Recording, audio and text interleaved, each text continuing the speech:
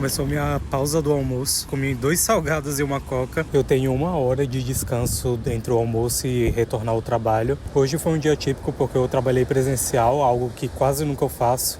Eu acho que a última vez que eu vim presencial foi nos últimos 2 meses.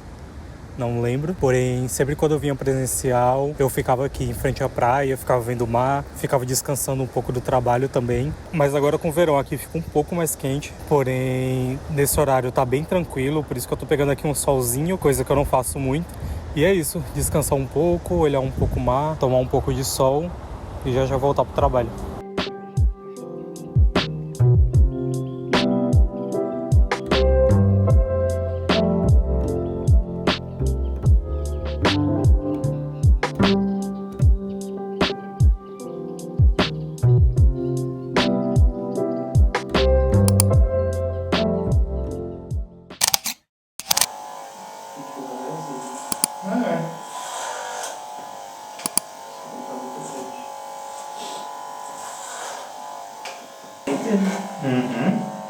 O que você aprendeu?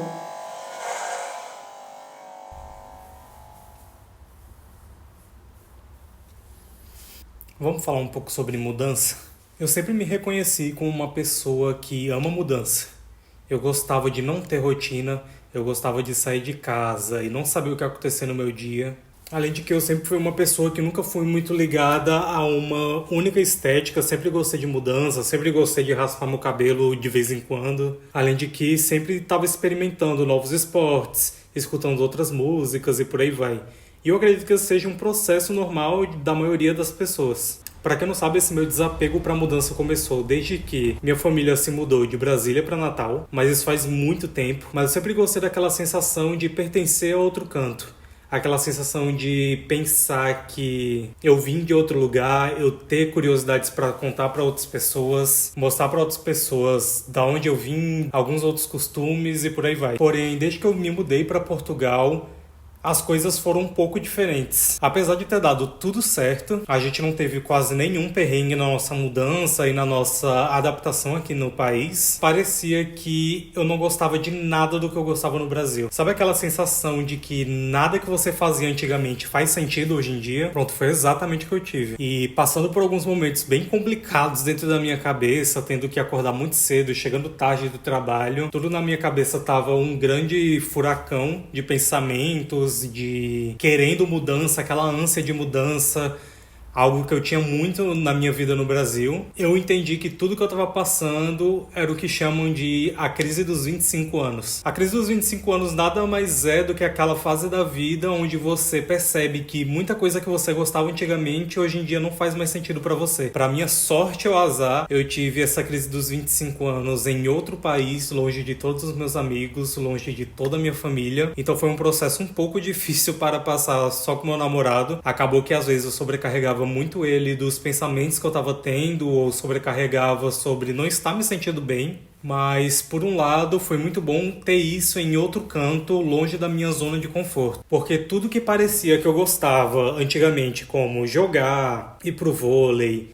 jogar videogame, assistir anime, nada parecia mais fazer sentido na minha vida atualmente. Parecia que eu não gostava de mais nada dessas coisas. E conversando com alguns amigos, eu tive a reflexão de que é muito fácil você ficar preso num passado, dentro de memórias de algo que você acredita gostar depois de muito tempo. Então muitas vezes eu ia começar a assistir algum anime ou algum filme e eu ficava com a sensação de que, cara, por que eu não tô gostando disso? Parecia que eu não me identificava mais com aquilo e todo mundo dentro de uma bolha gostava e eu ficava me culpando por simplesmente não gostar de algo que todo mundo tá gostando.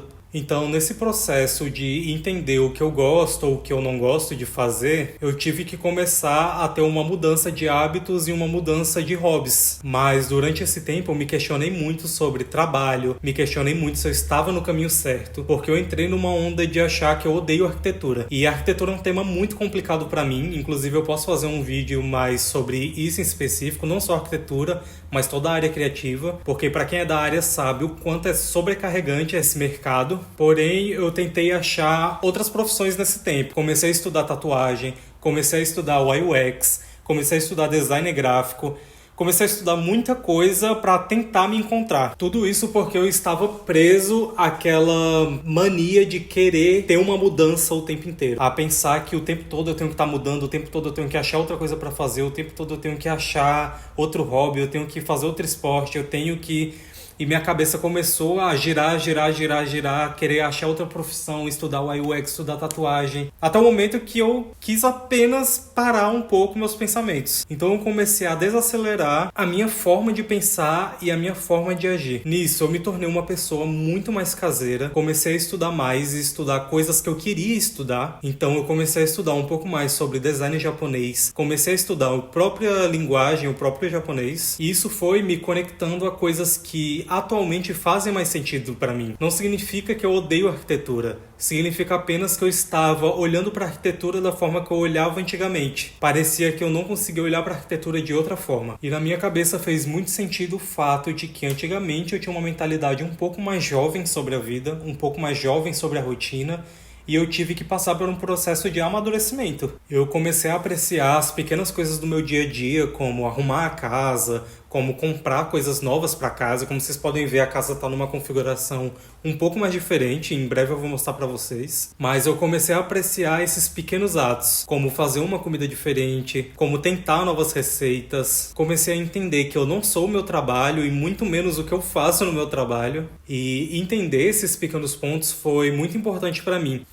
Enfim, mas de vez em quando ainda bate sim aquele medo de pensar que eu estou no caminho errado, mas eu acredito que isso seja normal para todo mundo e não tento trazer isso muito para o lado pessoal da coisa. Enfim, acho que isso também foi um dos motivos de eu começar a gravar, para ver se eu consigo trazer esses pensamentos um pouco para fora, ver se eu acho pessoas também que se identificam um pouco com isso, e também para retornar a algo que eu sempre gostei de fazer, que foi o audiovisual. Para quem não sabe, eu fotografo desde cedo. Eu comecei a trabalhar com isso antes de começar a trabalhar com arquitetura.